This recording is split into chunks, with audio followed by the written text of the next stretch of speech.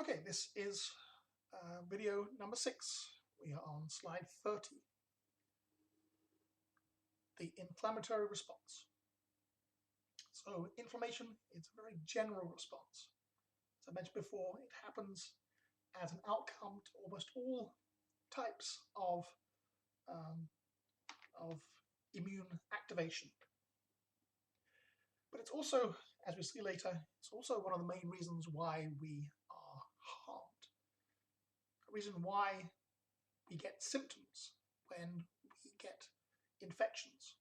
A lot of those symptoms are because of the inflammation, not because of the bacteria are doing anything to us or the virus is doing anything to us. But in general, inflammation helps us. It's another one of those double-edged swords, the immune system. Without the immune system, we would not be able to be alive because we'd be killed by viruses and bacteria. But on the other side, it's keeping us safe. At the same time, it is harming us in the process. So the purpose of inflammation is contain the infection to the site, not let it spread, localize the response, eliminate the invaders, and restore the tissue function. So we've all had inflammation in the past. We can all probably identify the symptoms: swelling, redness, heat, pain, and loss of function. So slide 31, back to this idea of PAMPs and MAMPs. Most importantly, MAMPs, microbe-associated molecular patterns. Also things like DAMPs, danger-associated molecular patterns. So not only are we looking for evidence of microbes in our tissues, we're looking for evidence that there's been cell damage somewhere in the body. And if there's been cell damage, that's also something to investigate. We've looked at lots of different ways, or a few different ways where inflammatory mediators might get released. Activation of the complement system might trigger the cells called mast cells in the tissues. Mast cells containing granules. When they are triggered, they release their granules and release their chemicals. One of those chemicals is histamine. Has a very important role in inflammation. Basophils do a very similar job, but basophils are typically found in the blood. And then cytokines of all kinds, lots and lots of different kinds of cytokines, released as, say, a macrophage detects a bacteria with its toll-like receptors. Its toll-like receptors sending a signal to the nucleus, turning on a gene that makes a cytokine, making that cytokine and releasing it. On to number 32, heat. So when we have inflammation, we have increased blood flow to the site. We have those blood vessels. Not only are they leakier, as we saw as a result of complement activation, typically they also dilate. So the dilation of small blood vessels and the leakiness means that there is more blood flowing to the site of infection. And on your skin is generally cooler than inside your body. So if you suddenly get an influx of blood to your skin, it doesn't have the time to cool down, and you feel your skin and it feels very hot. But it's the same temperature as you would feel if you were to cut yourself open and feel around inside. So you're feeling what could be called body core temperatures of blood as extra blood gets pumped to the site. We have swelling. The increased leakiness of those capillaries means that more fluid is lost. Fluid leaving the blood, that plasma, becoming interstitial fluid. More and more gets lost as those vessels become leakier, and some gets returned to the blood, some gets siphoned into the lymphatic system, but those systems can't quite deal with this extra influx, so a lot of that fluid gets stuck in the tissues and you get swelling as a result. The redness is also from that increased blood supply, and the pain is due to the release of chemicals, histamine, other chemicals known as bradykinins. These will all stimulate nerve endings. Basically, it's just a signal to say that be careful of this part of your body. So there's this cascade of events on slide 33. We have the recruitment of white blood cells, particularly things like monocytes becoming macrophages in the tissues and neutrophils. We have our endothelial cells becoming leakier not only to the fluids, but becoming leakier to those cells. They make adhesion molecules, our endothelial cells. So here's our endothelial cells of a blood vessel.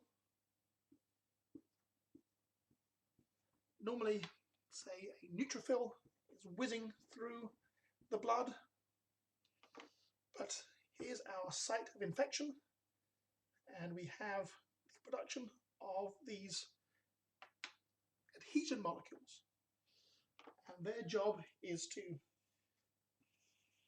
grab hold of a neutrophil and then allow that neutrophil to squeeze through the gaps.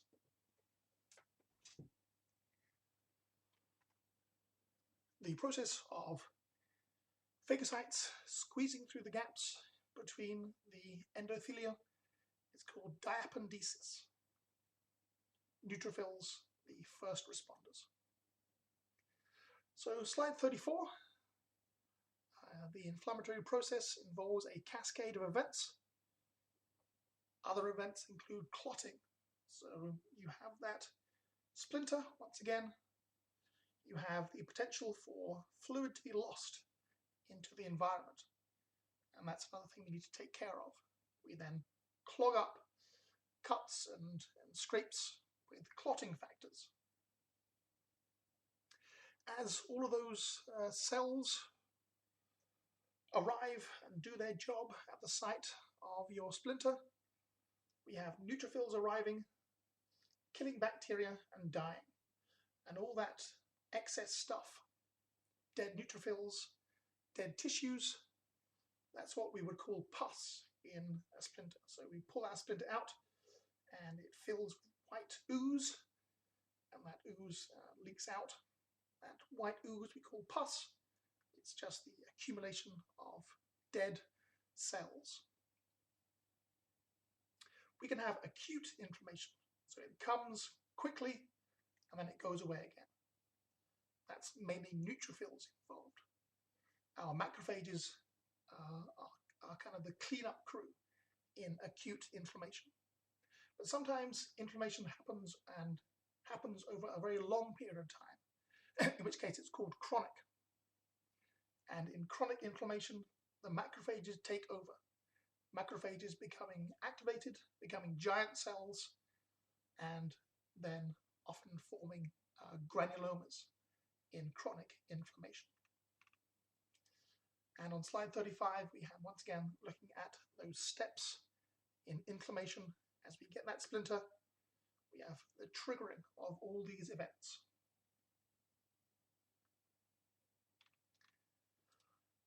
Let's skip over to slide 37, damaging effects of inflammation.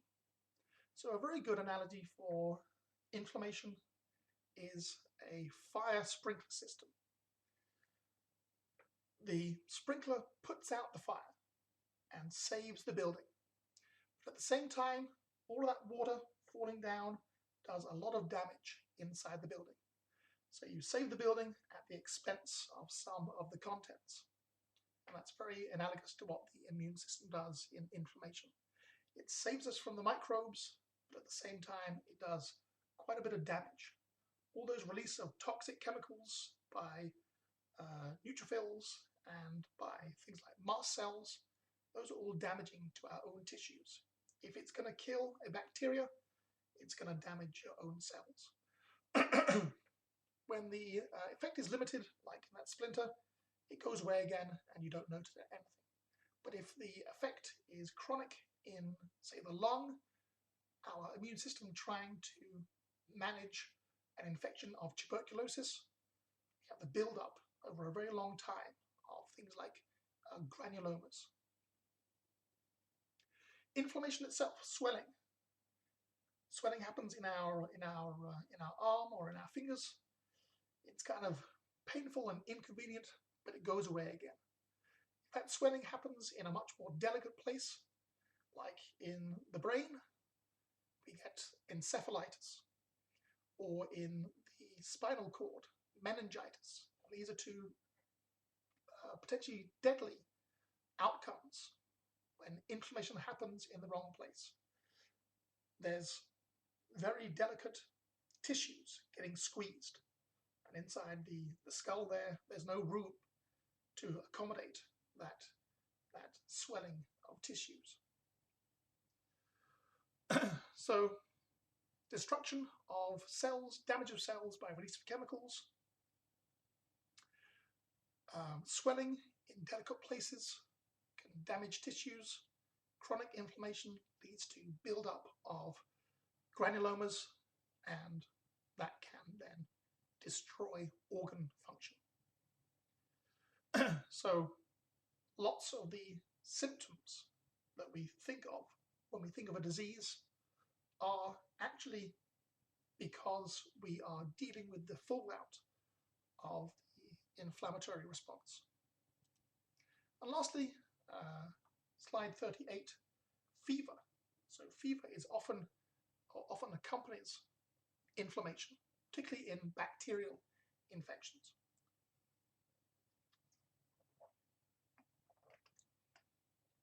Our body typically regulates itself at about 37 degrees C. There are chemicals that can alter that temperature, maybe making you sweat less or sweat more. Sweat is very important. Temperature control, muscle movement, increase or decrease. As we move our muscles, we create heat. So there's many different ways that the body can control its temperature. When we get a fever, the idea is to raise the temperature up a little bit. One idea is that it may then reduce the ability of the microbes to grow. Often microbes have an optimal temperature in which they like to grow. Any higher or any lower, you take them out of that optimal temperature, and maybe they grow a little bit slower, or maybe they don't grow at all. Also, the other idea is that heat increases the activity of enzymes.